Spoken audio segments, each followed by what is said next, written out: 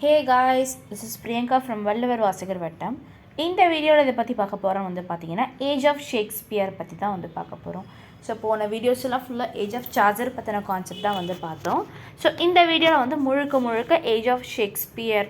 So இது நீங்கள் ஓரளவுக்கு நீங்கள் இது பார்த்தாலே ஏஜ் ஆஃப் ஷேக்ஸ்பியர் கவர் பண்ணிடலாம், ஓகேங்களா. ஸோ ஏஜ் ஆஃப் சார்ஜரோட easy method of studying way to study பார்த்தீங்கன்னா போன செஷனில் பார்த்துருந்தோம். அண்ட் ஆல்சோ எம்சிக்யூஸ் போட்டிருந்தோம். ஸோ வீடியோ பார்க்காதவங்க மறக்காமல் அந்த வீடியோஸில் போய் பாருங்கள். ஸோ அப்போ தான் உங்களுக்கு கண்டினியூஷன் என்னங்கிறது புரியும். ஸோ இந்த வீடியோவில் ஏஜ் ஆஃப் ஷேக்ஸ்பியர் தான் பார்க்க போகிறோம். ஸோ ஃபுல் அண்ட் ஃபுல் இந்த வீடியோ ஃபுல்லாக ஸ்கிப் பண்ணாமல் பாருங்கள்.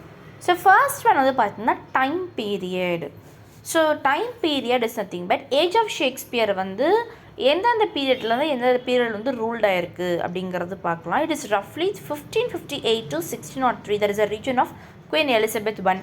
ஸோ ஏஜ் ஆஃப் ஷேக்ஸ்பியர் பீரியடில் பார்த்தீங்கன்னா ரெண்டு பேர் ஆட்சி பண்ணியிருக்காங்க. ஸோ ரெண்டு பீப்புள், தட் இஸ் ரெண்டு கிங் அண்ட் குவீன் பார்த்தீங்கன்னா தே ஆர் ரூல்டு இந்த ஷேக்ஸ்பியரன் பீரியட். ஸோ ஃபஸ்ட்டு பார்த்தீங்கன்னா எலிசபெத் I, ஓகேங்களா. ஸோ எலிசபெத்னு சொல்லக்கூடாது, Elizabeth I. why it is Elizabeth I is so recently பார்த்தீங்கன்னா எலிசபெத் II பார்த்தீங்கன்னா இறந்து போயிருப்பாங்க. ஸோ அதுக்கப்புறம் சார்ல்ஸ் தான் பார்த்தீங்கன்னா ruling in England. So Elizabeth I பார்த்தீங்கன்னா she was ruled England in which period is 1558 to 1603 பார்த்தீங்கன்னா எலிசபெத் I ரூல் பண்ணிட்டு இருந்த பீரியட். ஸோ அதுக்கப்புறம் பார்த்தீங்கன்னா 1625. So that is including Jacobean period, that is James I. So அதுக்கப்புறம் எலிசபெத்துக்கு அப்புறம் பார்த்தீங்கன்னா ஜேம்ஸ் I தான் ரூல் பண்ணியிருப்பாங்க அந்த பீரியடில், ஓகேங்களா. ஸோ அதனால் 1625 வரைக்கும் நம்ம ஷேக்ஸ்பியர் பீரியடில் இருந்தாங்க. ரூலிங் பீப்புள் இந்த அத்தாரிட்டிஸ் ஜேம்ஸ் I ரூல் பண்ணாங்கன்னு சொல்கிறாங்க. இதுதான் ஷேக்ஸ்பியர்னோட டைம் பீரியட். ஸோ நல்லா ஃபஸ்ட் நீங்கள் தெரிஞ்சுக்கணும், ஏஜ் ஆஃப் ஷேக்ஸ்பியரில் ரெண்டு பேர் ரூல் பண்ணாங்க. So first one is Queen Elizabeth I and second one is obviously king James I தான். அப்புறம் பார்த்தீங்கன்னா historical background. So what all the historical background is happened in age of Shakespeare? So let's see now. First பார்த்தீங்கன்னா political stability under Elizabeth I. So நம்ம சொன்ன மாதிரி தான். So Elizabeth I தான் பார்த்தீங்கன்னா ஃபுல் அண்ட் ஃபுல் ரூல் பண்ணிட்டு இருந்தாங்க. So first ஷேக்ஸ்பியரனோட age 1558 1625 தான் முடியுது, ஓகேங்களா. ஸோ இந்த ஏஜில் பார்த்தீங்கன்னா கோல்டன் ஏஜ் அப்படின்னு சொல்லுவாங்க. இந்த ஏஜில் நான் சொன்ன மாதிரி Elizabeth and James I, that is Jacobean era rule பண்ணியிருக்காங்க. ஸோ அதனால் அது கோல்டன் ஏஜ் அப்படின்னு சொல்கிறாங்க. இந்த ஏஜில் பார்த்தீங்கன்னா பொலிட்டிக்கல் ஸ்டெபிலிட்டி என்ன நடந்திருக்கு அப்படின்னா, குவீன் எலிசபெத் ஆல்ரெடி சொன்ன 1558 to 1603 ரூல் பண்ணியிருக்காங்க.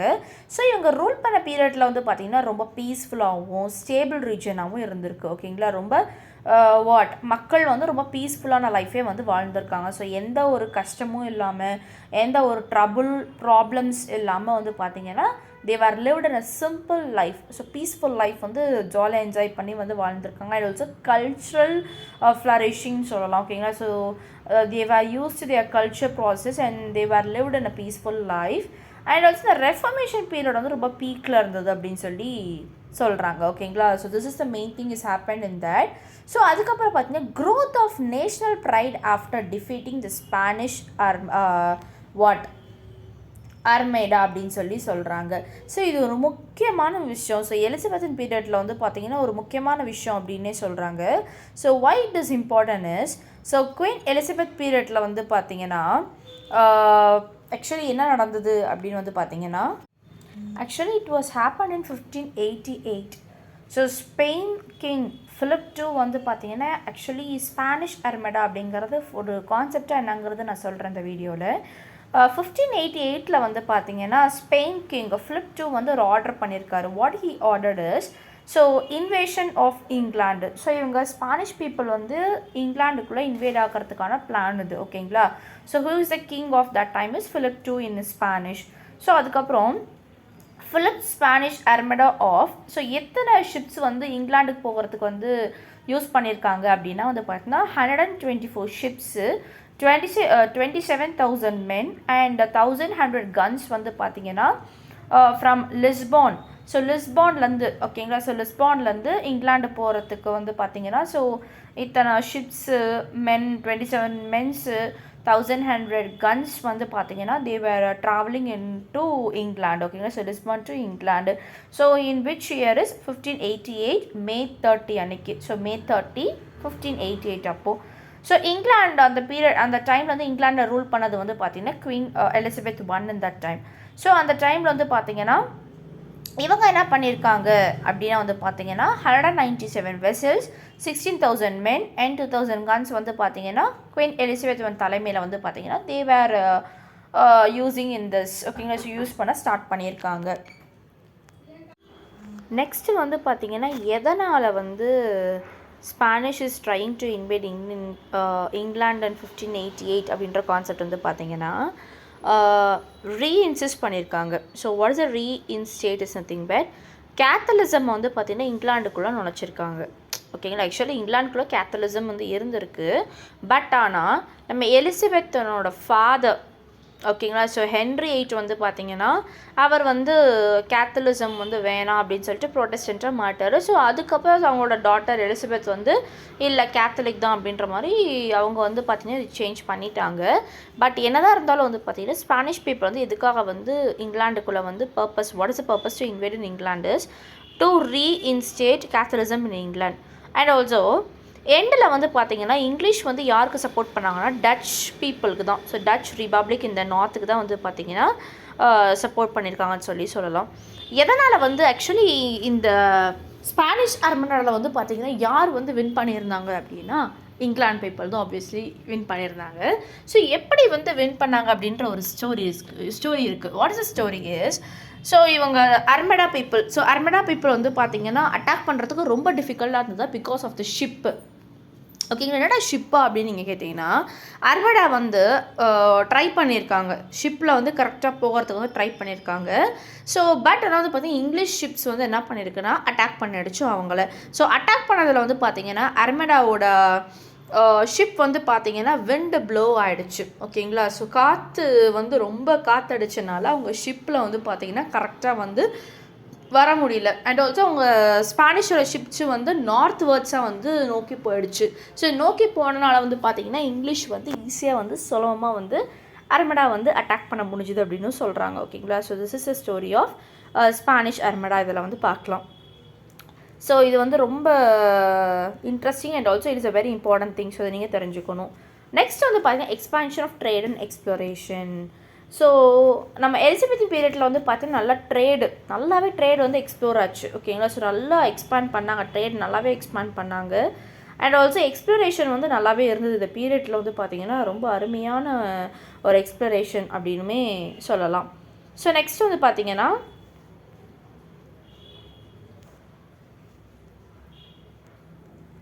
நெக்ஸ்ட் வந்து revival of classical learning Greek and Roman ideas. So revival of classical learning and Greek and Roman ideas. So இதெல்லாமே ரிவைவல் ஆச்சு அப்படி. ஸோ இந்த பீரியடில் வந்து பார்த்தீங்கன்னா நான் சொன்ன மாதிரி revival of classical learning Greek and Roman ideas அப்படின்னு பார்த்தோம். So it is a renaissance humanism அப்படின்னே சொல்லலாம். ஸோ இந்த பீரியடில் வந்து ரிவைவல் ஆச்சு. எதுக்காக வந்து ரிவைவல் ஆச்சுன்னா because of the focusing on human potential and also individualism and எஜுகேஷனுக்காக வந்து பார்த்திங்கன்னா இட்டாலியனு க்ரீக்கு ரோமன் ஐடியாஸ் இதெல்லாமே ரீவைவலாக இருக்குன்னு சொல்லியிருக்காங்க. So next third one why it is called the age of Shakespeare. So எதனால் வந்து ஏஜ் ஆஃப் ஷேக்ஸ்பியர் அப்படின்னு சொல்கிறாங்க. இப்போ ஒன்றில் ஒவ்வொரு ஏஜ் இருக்குது பார்த்தீங்கன்னா age of Chaucer, age of Shakespeare, age of Milton. So ஏன் இந்த ஏஜில் வந்து நிறைய ஆத்தர்ஸ் இருக்காங்க, ஏன் அவங்க நேம் வைக்காமல் நம்ம ஏஜ் ஆஃப் ஷேக்ஸ்பியர் நேம் வச்சுருக்காங்க அப்படின்ற ஒரு கொஸ்டின் வந்து இதில் எழுப்பியிருக்கேன். So what is it we can see because William Shakespeare dominated the literary scene with his unmatched plays and poetry. So அவரோட லிட்ரரி சீன்ஸ் தான் வந்து பார்த்திங்கன்னா ரொம்ப பேர் போன ஒரு கான்செப்டாக இருந்தது ஓகேங்களா. ஸோ அவரோட பிளேஸில் எல்லாமே அவரோட ட்ராமாஸில் எல்லாமே ரொம்ப வந்து நாட் டாப் நாச்சாக வந்து பார்த்திங்கன்னா அவரோட லிட்ரரி சீன்ஸ் இருக்கும் அப்படின்னு சொல்கிறாங்க. டாமினேட்டாக இருக்குது நம்ம ஏஜ் ஆஃப் ஷேக்ஸ்பியர் எலிசபெத்தின் பீரியட்லேயே வந்து பார்த்திங்கன்னா ஷேக்ஸ்பியரோட ஒர்க்ஸ் தான் ரொம்பவே டாமினேட்டாக இருக்குன்னு சொல்கிறாங்க. With is unmatched plays and poetries. இதில் என்ன ஒரு பியூட்டினா அன்மேட்ச்டு பிளேஸ். ஸோ ஒரு பிளேயில் இருக்குன்னா ஒரு சில லிட்ரரி சீன்ஸில் சம்மந்தமே இல்லாமல் மேட்ச் ஆகும், அன்மேட்ச்டாக இருக்கும் ஓகேங்களா. ஸோ அது எல்லாமே வந்து சம்மந்தமே இல்லைனாலும் கரெக்டாக வந்து கனெக்ட் ஆகும்னு சொல்கிறாங்க. இதனால தான் ஏஜ் ஆஃப் ஷேக்ஸ்பியரன் அப்படின்ற ஒரு டாப்பிக்கே வந்து பார்த்திங்கன்னா ஹைலைட் பண்ணி வச்சுருக்காங்கன்னு சொல்கிறாங்க. இது ஏஜ் ஆஃப் ஷேக்ஸ்பியரன் ஏஜ் அப்படின்னு வச்சுருக்காங்க. நெக்ஸ்ட்டு பார்த்தீங்கன்னா major features of the age. So first renaissance spirit. So எதனால் இந்த ரெனைசான்ஸ் ஸ்பிரிட் வந்ததுன்னா focus on human life, beauty, emotions and also interest in science, art and literature. So இது எல்லாத்துக்குமே தெரியும். ஓகேங்களா? ஸோ இதை வந்து ரெனைசான்ஸ் ஸ்பிரிட் அப்படின்னும் சொல்கிறாங்க. ஸோ நெக்ஸ்ட்டு வந்து பார்த்திங்கன்னா development of drama. So what all the thing is developed is drama தான். ஓகேங்களா? இப்போ ஏஜ் ஆஃப் ஷேக்ஸ்பியர்னாலே ட்ராமா போர்ஷன் தான் டெவலப்மெண்ட்டுன்னே சொல்லலாம். First drama became the major popular form of literature. So drama வந்து பார்த்திங்கன்னா கொடிக்கட்டி பறந்தது. ஏஜ் ஆஃப் ஷேக்ஸ்பியர்ன்றது எலிசபெத்தன் பீரியடில் வந்து நல்லாவே கொடிக்கட்டி பறந்தது ட்ராமா அப்படின்னும் சொல்லலாம். And public theatres like the Globe theatre were built. So Globe theatre actually வந்து பார்த்திங்கன்னா யார் பில்ட் பண்ணாங்கன்னா ஆப்வியஸ்லி ஷேக்ஸ்பியர் தான். ஓகேங்களா? ஸோ இது வந்து அழகாக வந்து பில்ட் பண்ணி ஸோ அதில் வந்து பார்த்திங்கன்னா எல்லா பீப்புள்ஸுமே வந்து என்னது எல்லா பீப்புள்ஸுமே வந்து பார்த்திங்கன்னா வந்து பார்க்குறதுக்கான வசதிகள், ஸோ சேரு, டேபிள்ஸு, ஸோ எந்தெந்த பீப்புள்ஸ் இப்போ high class people, low class people, middle class பீப்புளெலாம் எங்கே உட்காரணும், குவீன்ஸ் எங்கே உட்காரணும் அப்படின்றது எல்லாமே பார்த்திங்கன்னா குளோப் தியேட்டரில் வந்து அழகாக குளோப் வடிவத்தில் வந்து பார்த்தீங்கன்னா இந்த தியேட்டர் பில்ட் பண்ணி ஷேக்ஸ்பியர் தன்னோட plays, not only Shakespearean plays, so ஸ்பென்சரோட பிளேஸு எல்லாத்தோட பிளேஸுமே வந்து எக்ஸ்ப்ளோர் பண்ணியிருக்காங்க அப்படின்னு சொல்லி இதில் வந்து கொடுத்துருக்காங்க. So what is the purpose to build theatre, that is a Globe theatre அப்படின்னு வந்து பார்த்தீங்கன்னா பிகாஸ் ஆஃப் த சோஷியல் கிளாஸஸ்க்காக தான். ஓகேங்களா? சோஷியல் கிளாஸஸ்க்காக தான் இந்த கன்ஸ்ட்ரக்ஷனே வந்து பில்ட் பண்ணியிருக்காங்க அப்படின்னு சொல்லியிருக்காங்க. ஸோ நெக்ஸ்ட்டு வந்து பார்த்தீங்கன்னா rich language. So what is a rich languages growth of English vocabulary. So English vocabularies வந்து பார்த்தா நிறைய பில்ட் பண்ணியிருக்காங்க. ஷேக்ஸ்பியரே பார்த்தா நிறைய நம்ம இங்கிலீஷ்க்கு வெக்காபுலரிஸ் கொடுத்துருக்காங்கன்னே சொல்லலாம். Next creative use of poetic device. So poetic டிவைஸோட க்ரியேட்டிவ் யூசஸ் வந்து பார்த்தீங்கன்னா இந்த பீரியடில் வந்து டெவலப் ஆயிருக்குன்னு சொல்கிறாங்க.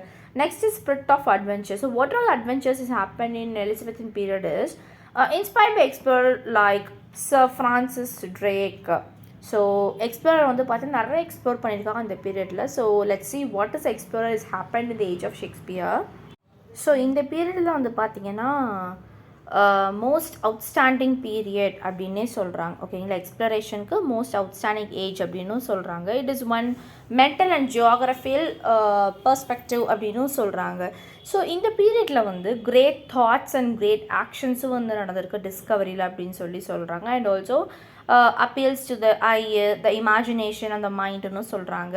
நியூ இன்ஃபர்மேஷன் வந்து பார்த்திங்கன்னா ஸ்ட்ரீம் பண்ணுறதுக்கும் நிறைய டேரக்ஷனும் போயிருக்காங்கன்னு சொல்கிறாங்க. And also great explorer like Hawkins, Frobisher, Raleigh and Drake இவங்கெல்லாம் வந்து பார்த்திங்கன்னா நிறைய intellectual treasures from the east and வெஸ்ட்டில் வந்து கொண்டு போயிருக்காங்கன்னு சொல்கிறாங்க.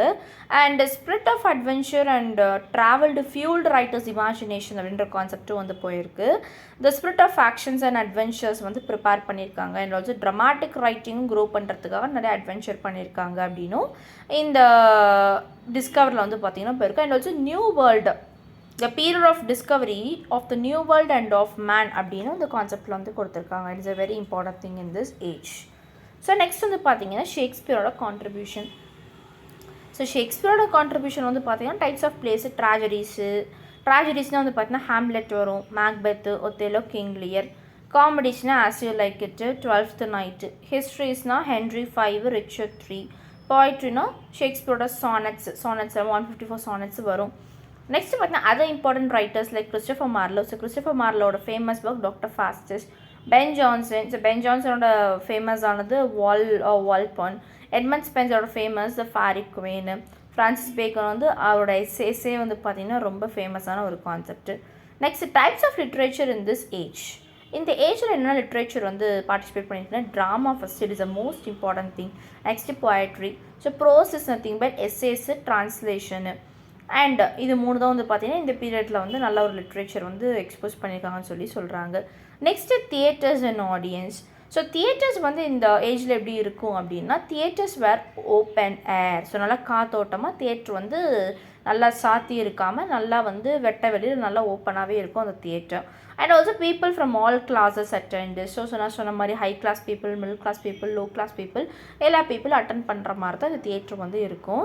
ஸோ பிளேஸ் வந்து பார்த்தா வேறு performed during day time. So night time வந்து இந்த பிளேஸ் வந்து கண்டக்ட் பண்ண மாட்டாங்க, டே டைமில் மட்டும்தான் பிளேஸ் வந்து கண்டக்ட் பண்ணுவாங்க. It is a very important thing. Next, importance of the age.